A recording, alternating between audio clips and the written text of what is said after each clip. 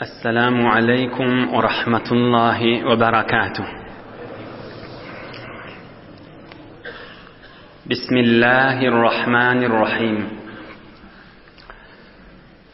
الحمد لله الذي هدانا لهذا وما كنا لنهتدي لولا أن هدانا الله. حمدا كثيرا طيبا مباركا فيه. الحمد لله الذي بنعمته وعزته تتم الصالحات وتنزل البركات. الحمد لله عدد خلقه ورضا نفسه وزنة عرشه ومداد كلماته. اللهم صل وسلم وبارك على حبيبنا وشفيعنا ومولانا قرة عيوننا إمام المتقين أمير الأنبياء سلطان الأولياء سندنا محمد النبي الأمي الأمين وعلى آله وأصحابه وأنصاره أجمعين. لا أسألكم عليه أجرا إن أجري إلا على رب العالمين. اللهم وفقني لبيان ما يحتاج الحاضرون إليه وما يصلح أحوالهم. إلهي أنت مقصودنا ورضاك مطلوبنا، فأعطنا كلنا محبتك ومعرفتك. الله تبارك وتعالى همّان طاعات عبادتنا صالح أملنا Xuday için oturşuqlaňyz we muhabbetleňiz, duaýy haýrleňiz. Beýik Allahyň ryzaýaty üçin adan gadamlaňyz.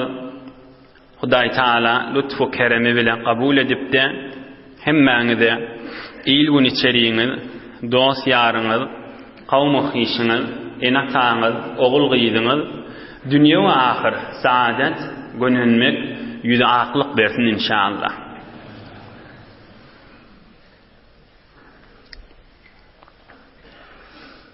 Kıyıkka gijelerde, kızgın havalarda, barıp saat 10'ın döwreklerinde wagt koyup da gözümizin nuri Rasulullah sallallahu aleyhi ve sellemin mübarek gürrünlerini eşiters, dersini alars, hayırlanar sip gelmek elbette imanın alamatıdır.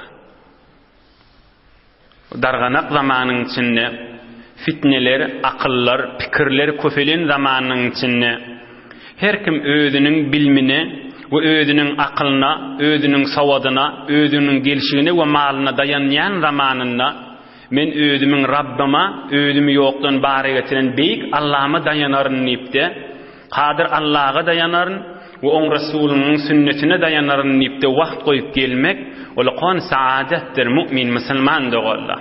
Allah Teala dünya ahir hemmäňizi serbulend etsin inşallah. Bedir jeňi sawully tamam bolly. Ramazan aýynyň ahyryna Ramazan aýy gutorup bayram aýy gelip geçen hefte geçti. Awwelin bar musulmanlar näme okuýdy? Eid Said Fitr okuýdylar. وقد روي أنه صلى الله عليه وسلم رأى عثمان بن عفان رضي الله عنه مهموما. Cengi Bedir'den gelirlerine Resulullah'dan gelmeke haber yollu nämäge? Peygamberimiň Ruqayya diýen gyzy 23 ýaşynda aýrylypdy. Şonu jaýlap duýdylar. Hulasa Cengi Bedir'den soňra Rasulullah sallallahu aleyhi ve sellem Hazreti Osman'ı görüpdir, hewre narahat bolýup, kellesini aşağı sallap ýörüp barýan. Oňam Rasulullah sallallahu aleyhi ve sellem aýdypdyr: "Mali araka lahafaman mahmuman ya Osman." Ey Osman, näme howaň ýoga sen diýipdir. Seni narahat görýän diýipdir. Öňkü howaň ýok. Am Hazreti Osman radıyallahu anh ayıptır, ya Resulallah, odal sen köre könündüm, odal kudalık Huda garyndaşlyk aramyzda bolly. Men sen damadyň körekenim. Sen men gaýnatamdyň. Gyýdyň da aýrly, şol aramyzdan üzülli şoňa narahat diýipdir. Oňam şeýdip gurrun etdi qala. Rasulullah sallallahu aleyhi ve sellem aýdypdyr. Hada Jibril ala nebiyina ve aleyhissalatu vesselam. Yine Jibril geldi. Hudaý tarafından büýrüye. Hudaý Taala emretti. Ummu Kulsum'u da Hazreti Osman'a jüftlediği aýtdy. Bimisli sudaqiya.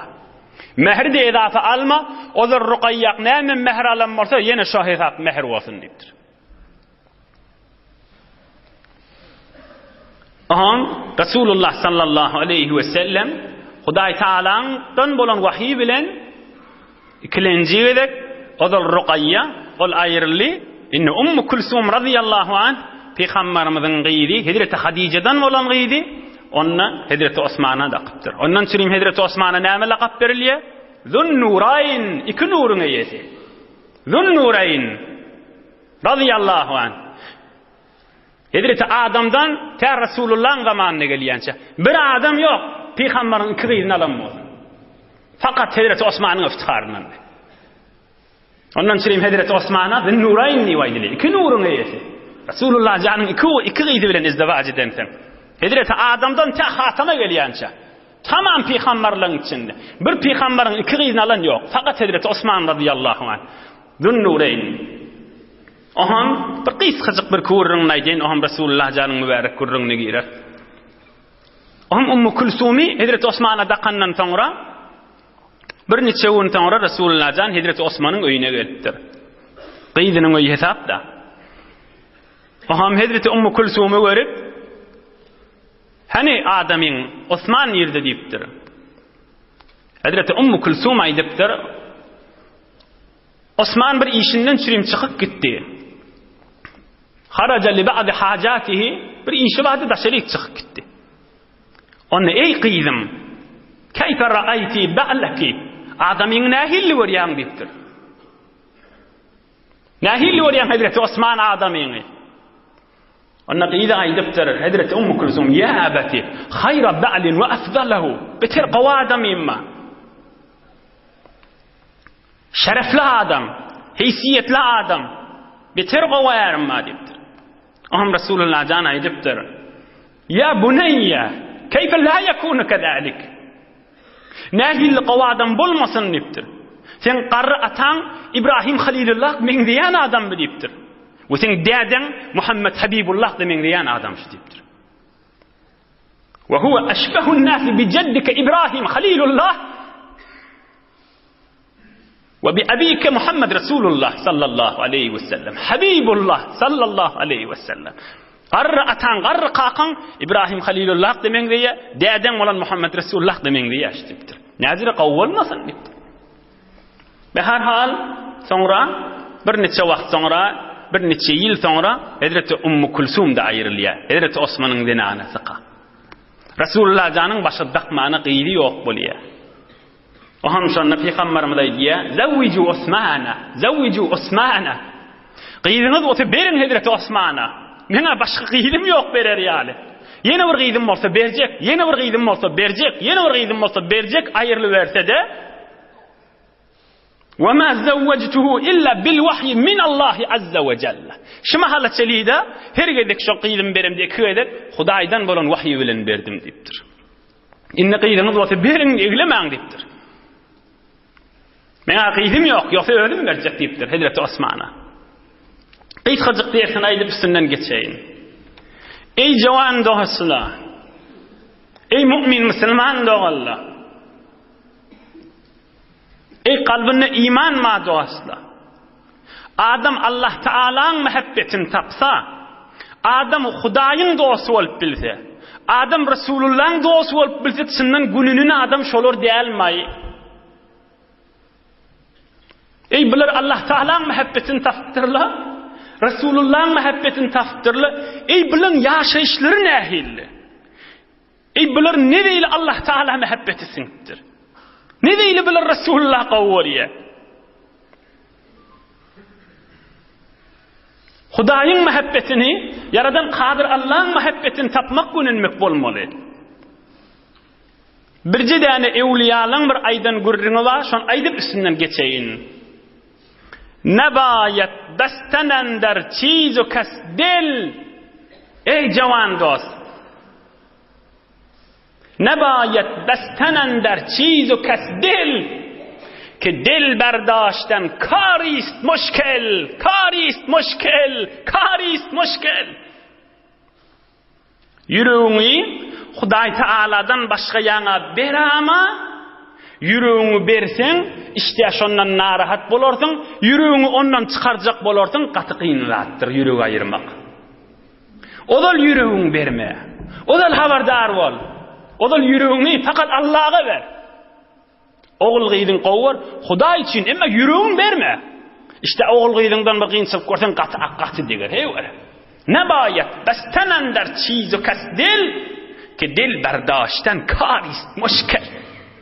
Bir qiyl, bir bir erkek, bir zinhana, mal, her ne bolsun. Enata da bolsun hatta. Yüreğin verme. Yüreğin fakat Allah Taala ber. Enatan gowar Hudaý üçin. Oğul gyýl gowar Hudaý üçin. Hiley gowar Hudaý üçin. Mal mülkün gowar Hudaý üçin. Mana sen utarsın. Emma başkasına yürek bersen, bir güne ayrılışmalı, gaty qyyn diger. Hor bolar onda. Her hal şol bir yürek, olar Allah Taala beripdirler, utupdirler, gönenipdirler. Hudaýyň we Rasulullahyň muhabbetini tapyp, dünýä ahir saadete ýetipdirler. Geleýin mübarek gurrunlara. Bedir jeňi sowully. Rasulullah jan ödüniň Ummu Kulsum gyýdynda Hazreti Osman'a daqdy. Bayram ayının başında da Eid-i Fitr okuydular. Emma Medine-i Munawware'de kimler var? Yahudiler var. Başka kimler döräpdi? Geçen hafta geçti. Münafıklar döredi. Geçen hafta ayetini okuyduk, manasını aytdık. Inne bular yağı. O zallarda Peygamberimiz bilen kulak asın. Medine'nin Yahudilerinin arasında neçe madda qarardatname vardı. Bir-birlerine zarar yetirmeli del. Müslümanlar Yahudileri degmeliler, Yahudiler Müslümanları degmeliler. Bir-birine degmelilerden. Bir Yahudiler de zol Müslümanları maskar edip, zol azal kefa edip, zol aradaki va'dani dewip, bular narahat etyen. Peygamberimizde sahabalarda sabr etýänmişdikler. Mantagaň emniyetini saklajak bol. Sabr edin diýänmişdik Peygamberimizde. Eşdiýänmişdik olan gydalaryny. Olan wa'dany bozýanlaryny. Emma Bedir jeňinde bilen musulmanlaryň piruz bolup, üssem bolanlaryny görüp jydamandylar. Biledi üýşip musulmanlar aýt namaz okuýdylar, öňküden meter bilen gahary gelip azarlarını köfeltipdirler. Yüze çıkarttırlar düşmançılıklarını. Bazıları da biri gelse dili dotyanmıştıklar. Peygamberimiz bir söz aytıptır da İza hasatta fela tabghi. Hasuttamın daşını çıkarma, günahı yok ahim deyiptir. İza hasatta fela tabghi. Yüreğine bakilçılık geliyor adamı, tarafın önüne tayak oklama. Tarafın önüne kuyu kazık koyma. Tarafı itikleme. Bernamasına mızahım bolma. Günahı yok sana deyiptir Peygamberimiz. Hop hasudiye diyenmiştik de içinde sakla vermeliler. İçinde saklanın müşkili yok ki. Emma bula taşarik çıkarttırlar. Medine-i Munawware'nin daşında bir kal'eleri varmıştık. Bir Yahudi'nin bir bölüğü. Bazıları Medine'nin içindemiştik. Orada Ahangariye'de öktümiştik şu Yahudiler. Bani Qaynuqa diyen Yahudiler. Kulak asın, heyvur ulukan gördün ma içinde. Ohan bula bazıları da bir Müslüman varsa hürre mazhar etmeyeni dürttürler. Necir içinin yancılarını çıkar bilmeyeni. Peygamber canın ödü şu bazılara varıptır, hemmelerini üyüşürüptür. Oham aydıptır. Ya ma'şara Yahud. Ey Yahudiyle uyuşmelevi deyiptir. Müslüman mı olun deyiptir. Hudaýyň buyrugnyň hükmüne geçene girin qabla an yusibakum mislu ma asaba Qurayş. Geçen Ramazan aýynyň içinde Mekke kafirler zelil hor bolup gitdi. Siz de şojura Hudaý zelil hor eder ha. Musulman bolun diýipdir. Beýtirip musulmanlara aza edip bermeň diýipdir. Bizim mizahym bolmaň diýipdir. Goýun bilen ne diýipdir. Men hakykat peýgamberdigime hemmeňiz bilýäňiz diýipdir. Yahudiler üýşüp jogap beripdirler.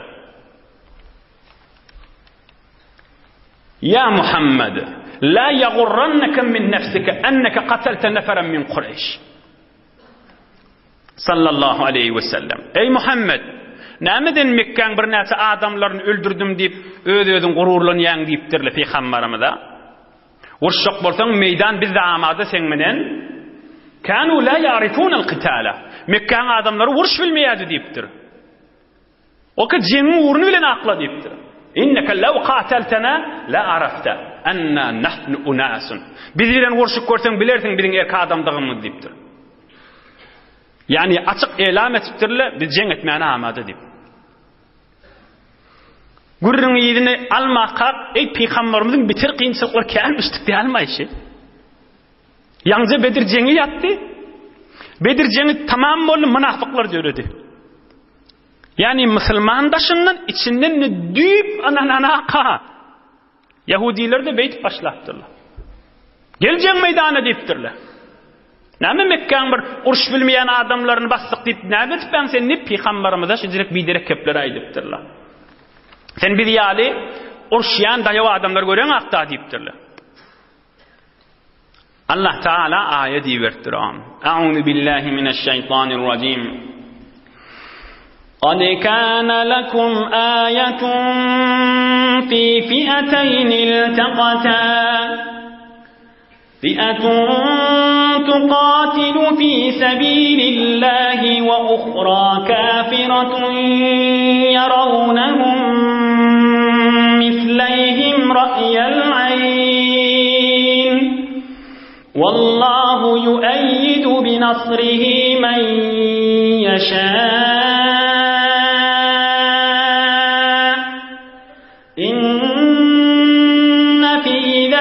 لعبرة لأولي الأبصار قد كان لكم آية في فئتين التقتا Hudaý Taala aýet diýipdir Yahudilerin jogabynda. Bitin adamlar hemmeňize ulukon ayet, ulukon alamat, ulukon gudret kökülmedimi Hudaý Taala tide? 300 nefer sadece leşker musulmanlar, 1000 nefer teçhizat-ı cengiyeti tekmil olan kafirler. Fi'atun tuqatilu fi sabilillah 300 nefere musulman Hudaý için ve ukhra kafira bir leşkerde halis kafirdi. 1000 nefer hem teçhizat-ı cengiyeti tekmil etti. Kad kana lekum ayet Hudaý Taala kudretini köküzdiki size. Gözi bilen görüwetila. Gözi bilen görüpdi ýene görmeller şonu. Inne fi zalika la'ibratan li ulil absar. Her kimin gözi var bolsa, akly var bolsa, huş var bolsa, şoňa ulukon bir kudret haşy diýipdir. Hudaý Taala aýdýar haşyny. Ey musulman dogalla, bir 2 dagyga bir ders alyňşyndan. Gözi bilen görüweti adamlar, şo zamanyň adamsy. Gözi bilen görüpdi Hudaý Taala ferişteleri berýärdi. Kafirler kırmadan çirim. Yine de şu kudretleri kudret hesap etmeliler. Yine şol görmeýän şık bolmaly. Ey dariq andideye kuru kabud. Ey dariq andideye kuru kabud. Aftabira enderu zerre nemut. Nazire kör göz bolýa, günü bir zerreçe hesap etmeliler. Nazire ulukan kudret Allah Teala köküdüweti. Şonu hesap etmeliler. Bu günyalı ayet, günyalı kudret. Ya näme şo deliller ki bir dag diýip oturmaly. Maňa ondan ulukanrak delil getirmeli diýmeli. Ey deriq andideye kuru kabud. aftabi enderu zerre nemud. Ulukan gün yalı delil Huday kökedi öti. Şonu zerre yal hesap edene. Resulullah'a azab vermeydirtirler. Belli oluyor Huday Teala bir adamları hak görür yani göz veriptir ulukan nimetmiştik ha. Bir adamın savadına ya medregine ya malına ya gelişine bir retti yok zat bolyan ha Müslüman doğalla. Hudaydan dilemil Hudaya bana hak görýän göz berewer diýmeli boljak ha. Resulullah dileýänmişdik da. Allahümme ec'al fi basari nura. Hudaya men gözümü nurlu et diýenmişdik. Yani näme? Gözüm hak görýän bolsun. Adam yönüp öwünü göreni bilen göz hak görmese ol göz kör hesap bolýan ha. Görünüp duranda atki. Ey deri andide kuru kafut aftabira enderu zerre nemut. Gün yalı delil var. On görene ha. Han göz yok mu? Sür nurtani yal fırlat duran gün. On görmeliler. Menden anladı körlük bolacak mı? Hakkı görmek de öyle olkan nimet bolyan abi. Hulasa bile elam etiptirler. Biz vuruşacak deyip. Resulullah can yeni emniyet saklayacak deyip kulağasın. Yine de kaharını yudip saklanıptır. Emme şoğullerde bir Müslüman dinanılan biri Yahudilerin bazılarına işi düşüp barıptır. روى ابن هشام أن امرأة من المسلمات جلست في سوق المدينة المنورة. Medine'nin bir bazarına bir denana Müslümanlığın biri bak oturuptur işi varmıştık. Mınna Yahudiyle hürrü dip taşın alıp şıgadır toğyan edip şıgat hattan aşıp şıgat mızahım şıgat bir bitbaht şıgat bir necis millet bolmalı Yahudiler. Müslüman denanın taşın alıp hürrü edip fecealu yuridunaha ala kashfi wajhiha. Şu denanın taşın alıp yüzün aç yüzün görecek deyip maskara etmeye dürttürler. O denanı da yüzü örtülmüştü. Müslüman denanı. O da oturan yığınanıp o ham Yahudilerin biri oğrinça şu denanın arkasından barıp köynüğünü bir yanasına danıptır. Bir forum danıptır yukarı kalsa şu denanın innamı açılacak bolmalı arka tarafından. O ham bu denanın da haberi yok oğrinçadan yankı Yahud battanıptır. Felemma qamet inkashafat sawatuha fadahaku biha fasahat. O ham denana bazı iş tamamı yukarı kalanına innamı görünüptür. Buna da tamam Yahudi ile gülüşüptürler. O ham denanı utanıp başına bile bile ulan kıygırıptır. Fevesebe raculun minel muslimin alel Yahud. Müslümanlığın bir eşitip zıdamanı yank şeytip dananın üstüne varıp vurmana dürttür. Feşeddetil Yahud alel muslim. Yahudi ile de üşüp yank Müslümanı vurup öldürttürler. Fevaka şerru beynel muslimin ve beynel Yahud. Yahudu beni Qaynuqa. O ham ulukan bir dava oluptur Müslümanlı bilin Yahudilerin yankı beni Qaynuqa diyen tayfanın arasında. Bu haber Resulullah canı geliptir. Ve hine idin ile sabrun nebi sallallahu aleyhi ve sellem. Resulullah can men ma sabret bilmeyen deyiptir. Ne kadar müdahamdılar, ne kadar eziyet verirdiler Müslümanlara. Hemmesine sabret geldim, bana sabret olacak deyiptir Resulullah can. Bir Müslüman denanı da öz işinden çürüyün baranına bizim müdahımçılık etmeli. Allah Teala ayeti vertir. Bir ayet okuyayım. Euzubillahimineşşeytanirracim. وَإِمَّا تَخَافَنَّ مِنْ قَوْمٍ خِيَانَةً فَانبِذْ إِلَيْهِمْ عَلَى سَوَاءٍ إِنَّ اللَّهَ لَا يُحِبُّ الْخَائِنِينَ وَإِمَّا تَخَافَنَّ مِنْ قَوْمٍ خِيَانَةً Ey Muhammed Mustafa sallallahu aleyhi ve sellem bir kavimden hıyanet eder deyip korksan fenbid ileyhim odal aranda vade ehbade mi ehdizin yidine kaşın deyiptir. Tekrar edeyim. Ve imma tehafenne min kavmin hıyaneten Yahudilerden korkyan hıyanet eder deyip odal arada vade vade birini degmellerli İmme olur degip başladı. Fenbid ileyhim. Birin vadan idine kaşın sert devaver. Ala seva iki tarafda yaxşı bilsin. Elam et indemeylek aramızda va'de yok diye aytdypdyr. İnnallaha la yuhibbul hainin. Hudaý Taala hıyanet ediýärler gowurmaýan dipdir. Yahudilerden çürüm iýinipdir. Ýöne tamam hemmämize ders bolup. İnnallaha la yuhibbul hainin. Hıyanet ediýäni men gowurmaýan dipdir Allah Taala. Resulullah can musulmanlardan çürüm nagat teşbih edip aýdýa. Bir däne peýgamberiň sözüni aýtjak, hem gurrun ýerine alyp gideň. Musulmanlar nagat teşbih etýär mazahym bolmalylar. Geçip barýany eziýet bermeliler. Hatta geçip barýan kafir de bolsa şonu maskara edip gülüşip taşynalmaga ijady bermeýär. Ta Hudaýyň hükmi, Resuluň hükmi bir neçe adamlara üstüne gelýänçe. Bir däne peýgamberiň sözüni teberrüken okuýaýyn, onu gurrun ýerine alyp gideň. Peýgamberimize bir wagt sahabalardan biri aýdypdyr, sogap işlerden, gowy işlerden, Hudaýyň gowurýan işlerinden men kıyamadyma derece boljak işlerden aýt diýende peýgamberimiz aýdypdyr. Hiýabanna, bazarda bir işläpdir onu, geçip barýany kömek etip galsaňda sogapdyr diýipdir peýgamberimiz. Ol sahaba aýdypdyr. Ya Resulallah, araýta in da'ufta an ba'dil amal. Ya Resulallah, men bir ejid bolsam, bar kömek etip bilmesem näme? Aýam maňa inni bir sogap etmäne ýol barmy? O düşüneýin. Peýgamberden aýtdyr, geçip barýan adamyň bir zadyny galdyryşyp goýbersen, daňyşsaň da, ýola salsaň da, falan hyýabanyny diýseň de, hulasa şoňa kömekleşip galsaň da sogap diýdi da. Oham bil adam aýdypdyr, ya Resulallah, men şo jirek gowy-işi de edip bilmesem näme? Ejid bolsam, her hal başarmasam. Peýgamberimiz näme diýipdir? Takuffu şerraka anin nas fe innaha sadaqa. Hadisun sahih muttafaqun aleyh. Bazarda tükäninde ýolly oçykan geçip barýan adama Hudaý üçin şuna azap bermäýin diýip otursaň da sadaka diýipdir. Kömegine ýetirmedin, o bolly. Takuffu şerraka anin nas.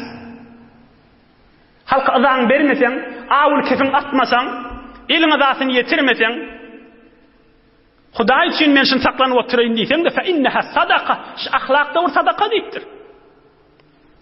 Ve fi sahih İbn Habban o hem ol adam aýdypdyr, ya Resulallah, inna hada kulluhu la yasira.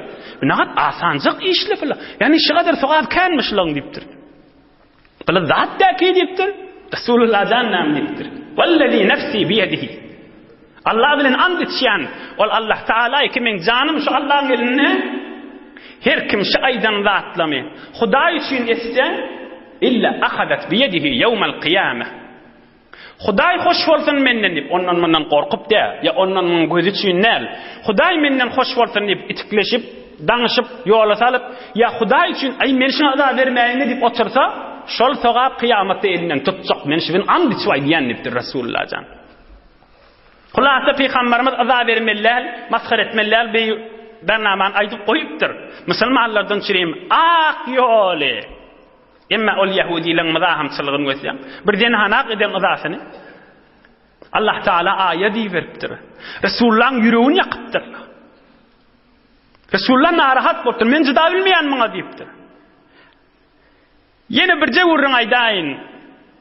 Bir ştaýyn pikretden görüň, ey musulman dogalla, ey mu'minler. Hudaýyň dostunyň ýüregini ýakyp, Hudaýyň dergasyndan näjire bir adam ýol açmaly özüne. Hudaý Taalaň dostlaryna azap bermeli. Ýene Hudaýyň dergasyndan bar, ey bar Hudaýa diýmeli, şoňa da gafa açylmaly, hep boljak zatmyş. Aňa belli kiwi? La jarem an rah ber tawbeste şod, çon dili ehli dilasto haste şod. La jarem an rah ber tawbeste şod. Allah Taala bilen öz araňdaky ýol gulpa ýapyldy. Näme diýip? Çon dili ehli dilasto haste şod. Hudaýyň dostlarynyň ýüreginden agyrly. Çon dili ehli dilasto haste şod. Hudaýyň dostunyň ýüregine agyrtjak, azap berjek, ýene de Hudaýyň dergahyndan ýol açjak, boljak zatdaky.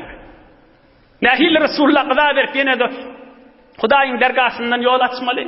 Ýene de ey bar Hudaýa diýip Hudaýyň dostu boljak. Ya Resulullah'ın canı şiini olan adamlara bolmadı ahi. Beherhal Resulullah can elam edipdir Medine'de sahabalarına. Tamam teyyarlanın deyipdir şol Yahudiler bilen jeng meydana aşyn çıkaylın deyipdir. Fasara Resulullah sallallahu aleyhi ve sellem ila hisn Bani Qaynuqa ve a'tal liwa'a Hamza radıyallahu an. Perçemini baydagda Hazreti Hamza veripdir. Öwden git hemmamiz gitmeli deyipdir. Bani Qaynuqa şol Yahudilerin qalasy varmışdyk, şoňa aşyn gitmeli deyipdir. Oham Yahudiler yaňja gürläp otýdylar. Sen adam görmedin. Sen meydana gel, sen näme diýdiler? Qalaň içine girakana gulplap içinde oturup berdiler. Fahasarahum ashaddal hisar. İt namaz okulandan 15 gün soňra bolupdyr şu berna şu ýagdaý, şu jeng. Häzir jeng bolana qaýan Resulullah jan ogratdyr. Yaňja hoşluk etdiler ayt namaz okuyup. Yaňja musulmanlar Resulullah jan öwlerine bolup tekbir aýdyp ayt namaz okuydylar. Bir 15 gün ayt kulları bolýar şuda. Yahudilerin eziýetleri bilen Resulullah jan ene elam edýän etdi. Resulullah jan ne de ola aýtdylar ki. Emma bu kadar muzahamet etdiler Resulullah jan ogramaly bolupdyr Hudaýyň hökmü bilen. Allah Taalaň buýrugy bilen.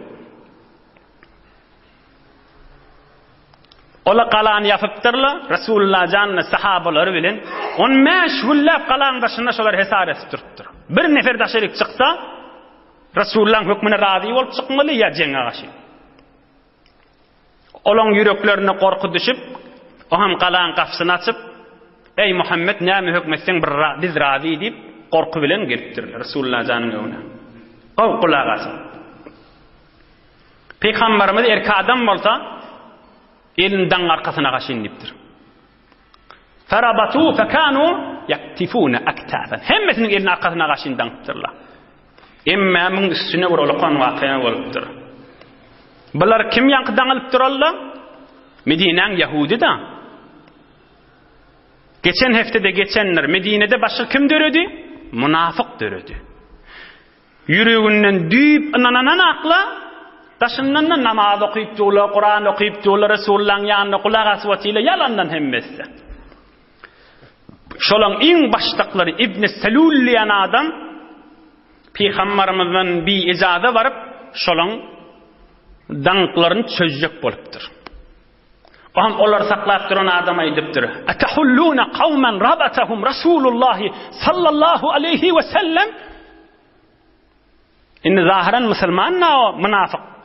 Ona aýdypdyrlar, münafıklaryň başı öýdi. İbn Selul hemişe bellak goýan. Şu münafık da ot dünýeden geçipdir da, Hudaý saklasyn. Hatta Allah Taala aýat diýberdir. Şoňa sen istagfirullah, Hudaýa İbn Selul'un günahını geçtip sen Muhammed dilesem de men kabul etmeyen duan deyipdir. Hudaý Taala şoň hakkında aýat diýberdir. İbn Selul diýen adam şo. Sawaun aleyh astagfarta lahum am lam tastagfir lahum. Ey Resulullah deyipdir. Allah Taala aýat diýberdir. Şılan hakkında Hudaýa şılan günahını geçtip dua etme. Den ikisi deyipdir. Dua etip verme deyipdir. İbn Selul taşından musulmanna barıp şolan danklaryny çözjek bolupdyr. Olar saklap duran adam aýtdyr. Hey näzir adam sen deyipdir. Resulullah'ın daňan adamlaryny çözjek bolýarmy deyipdir. Wallahi la yahulluhum rajulun illa darabtu unqaw. Elinde awzatdan kellen keser deyipdir ýanky musulman adam. Oham bi İbn Selul münafık elinden zat gelmäni Peygamberimiziň özüniň mübarek mahzerine barypdyr. Tamam bi hayalyk bilen, gaýdalyk bilen näme ýüreginden ananan akda. Ýüreginden düýüp kafir. Peygamberimizin yanına varıp aýdypdyr: "Ya Muhammed sallallahu aleyhi ve sellem, ahsin fi mawaliyya." Ey Muhammed diýipdir. Şola bilen ozal biz dost boluşdyk. Ozal wädämiz bar. Sen şolara gowlugy, şolara çözdi goýber diýipdir. Peygamberimizden keplemän durupdyr. O hem bir gaýtadan aýdypdyr: "Ya Muhammed sallallahu aleyhi ve sellem, ahsin fi mawaliyya." Şimen dostlama, şöyle bilen ozal aramızda bir wädeleşdik, bir-birimizde dost bolmaly diýip, sen şolary çöda da diýipdir, azat etdi goýbera da diýipdir. Fa'arada anhu Rasulullah sallallahu aleyhi ve sellem. Peygamberimiz kulak asman beylesin makıptır. Yank bir haya münafık öz elini Peygamberimizin mübarek yakasynyň içine salyp O hem aýdypdyr. Ya Rasulallah, sen şulan hakyny gowluk eda men dostlamdy diýipdir. Peygamberimiz aýtdyr, "Ersilni göwer eliň" diýipdir. O da göwermändir. Rasulullah aýtdyr, "Wayhak ersilni." Göwersene eliň aýyrsana diýipdir. O da musulman, sahabalarda näme etjegini bilen daşyndan musulmanlar. İçi kafir. Hudaýda hiç de hökmü bermedi zat diýmeler häzirçe. "Wayhak ersilni." Göwersene eliň diýipdir. Onu bi haya gaýda munafiq aýdypdyr. Yok, göwerjek dälipdir. Sen şular azat etmesen men saklap oturjak diýipdir. Ýalbarýan ýanak bolup yalandan Yahudiler azat etdi diýipdir. Näzir rawy nejis millet. Peygamberimiz aýtdyr, bolýa azat etdim diýipdir. Çözün hemmesini diýipdir. Ýöne inden meýlek Medinäge girmäne ejazanyz ýok. Galaňyzy äpirip gidin ýerde ýaşasaňyz şonda ýaşaň. Inniden meýlek Medinäge girmäne ejazanyz ýok diýipdir. Sallallahu aleyhi ve sellem. Aham ola Medine-i Munawwara'dan çykmaly bolup, Peygamberimiz öýüniň mübarek togyna gelipdir. Gafyň agzynda da sahabalyň birini goýupdyr. Emma ýanky munafiq, ýanky bihaya, ýanky Allah Taala'nın gaharsynyn betbaht Rasulullah janyň öýüne gaşyn ogratdyr. Şolar çykarma ýene Medine'de bolsun diýip indi şoňa haýyş çykmany gelýär.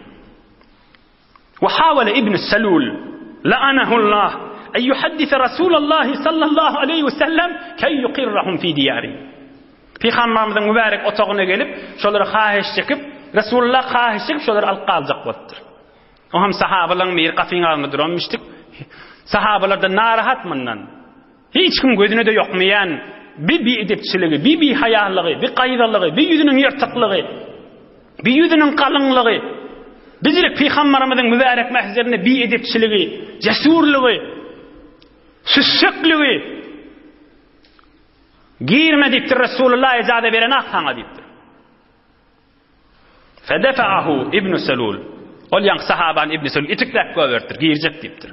Ama jawan sahabamız tutakana yüzün divara gaşyn süýremäge durupdyr ýanky munafiq.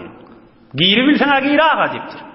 Yüzünden kan akyp, ýygyna gaşyn gidip Rasulullah'ın ýanyna barıp bilmäni, şo hukm şodur şuna galyp, ýanky Yahudiýiň de şodur şi Medine-i Munawwara'dan çykyp Bani Qaynuqa diýen bölegi. Başga bölek bar häzir Yahudi ile Medine-i Munawwara'da. Şo bölek inni kirap Medine-i Munawwara gelmeler bolup taş ýurtlara gaşyn gidipdir. Emma Edil ibn Salul munafiq ýaly sahabalyň biri de Hazreti Ubada radıyallahu anh. Hazreti Ubada ibn Samit. O da şol Yahudi ile bilen odal dost boluşypdyr. Wädeleşipdir. Odal aralaryna bir bernamaň çynlamışdykliki biri-biriniň arka bolmaly. Bir hükümler görenne yortip Resulullah'ın yanına vardır Hazreti Ubada. Ya Resulallah, etevallallaha Teala ve Resuluhu vel mu'minin. Men İbn Salul ýaly dälipdir. Wädämi de ola bilen bozýan, men Hudaýy dost tutunýan, Resulullah'ny dost tutunýan, musulmanlar dost tutunýan diýipdir. Men İbn Salul ýaly taýamy ya Resulallah diýipdir. Barakallah Hazreti Ubada radıyallahu anh. Ola bilen aramda wäde bolmaýan diýipdir. Olar sen menen araňdy wäden bozduly, menne bozýan, bitin aýyrşdym diýipdir. Hudaýyň düşmanyny dost tutunmaryn ya Resulallah diýipdir. Allah Taala Rasulullah we musulmanlar dost tutunaryn diýipdir. Suriýe Maide 51-nji aýa inşallah soňram görersiňiz, onu okyp mana edip terjüme etsem uzak boljak. Yürüyte şulan hakkında ayet deyipdir ham. Ey musulmanlar, Hudaýyň düşmanyny dost tutunmaň diýip ayet deyipdir. Obadet etni samatyňda on barakallasy bolup, ol İbn Salul'un da biderekliginden çyryp. Emma ýene bir gysgaçyk bolan ýagdaý bar. Onu aýdyp inşallah 4-5 dagyga içinde, aňyrda 5 dagyga tamam eder inşallah. Bu üründe galiye emma şo ýagdaýlarda gowgulagasyn. Gysgaçyk edip aýdaryn inşallah. Bani Ta'laba muharib iki taýfa birisi Muhammed bilen sahabalar bilen uruşjak diýip elan etipdirler gaýtadan bilada. Gönölleri elan etipdirler. Bilet gudratymy kököljek diýip. Resulullah sallallahu aleyhi ve sellem gurruna salptır bolmandır. Hazreti Osman'ı Medine-i Münevvere'de koyup sen men yerimde otur diptir hazırçak 450 sahabası bilen jeng meydana gaşyn çıkıptır şolara gaşyn. Olar iki tayfa olup çıkıp Resulullah'dan çıkmar mı kadip yöne gürle parlap qalarla mı kadip duran yağdayları varmış. Aham Resulullah'dan çıkan eşitip yankı Yahudi ile qala giyilşiyali bula dağın üstüne gaşyn çıkıptırlar. Aham şu tadı kän yağın yağıptır. Müslümanlar Resulullah canın üssü heýwer egin maşlar mıjyk bolupdyr. Jeng bolmandyr bu kulli. Olar dağın üstüne gaçyp bula da dağın etegine aham yağınına koyup Peygamberimize şu tadı qalaýlyň hädir dipdir. İýdimde gaçan ýal bolmaly dipdir. Aham Peygamberimiz özüniň mübarek egin maşyny her sahaba bağın etegine durup egin maşyny bağın üstüne serip Peygamberimize bağın etegine qyşyrypdyr. Aham ol kafirlerde defeden gözlep duran dağın üstünde. Aham du'sur diye olan farmandeleri, ola qollar görüpdir. Resulullah'dan yeköz yati, uqyň içinde, kılıcı da yok, sahabalar da yok, oğrinça barsan boljak yanına. Eline kılıcını alıp, yuvaşaçıktan çemarap, barıptır Resulullah'ın üstüne. Aham Peygamberimiz uqdan turuzypdyr. Eline de kılıç alıp öwüne durupdyr. Ya Muhammed, men yemna'uka minni? Ey Muhammed, kim seni menden saklarını dipdir. Emişe sahabalar döwrüňi alardy. Emişe sahabalar daşyň alardy. Emişe sahabalar seni saklardy. Hiç gaşy ýok döwrüňde dipdir. Am Resulullah'dan turup aýdypdyr. Allah, Allah, Allah. Üçgedek bir rivayetde bir edek aýtdyr. Allah Taala men saklar dipdir. Yan kafir titrep elinden kılıç kaçıptır yere. Peygamberimiz kılıcı alıptır. Ve men yemna'uka minni? Seni kim saklar menden dipdir.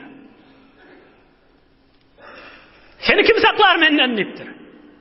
Kafir aýdypdyr. La ahad. Meni saklajak yok dipdir. La ahad. Kim saklasın men dipdir. Botuna aýtsinmi? Hudaýa aýtsa saklajakmy? Eşhedü en la ilahe illallah ve eşhedü enne Muhammeden abduhu ve rasuluh.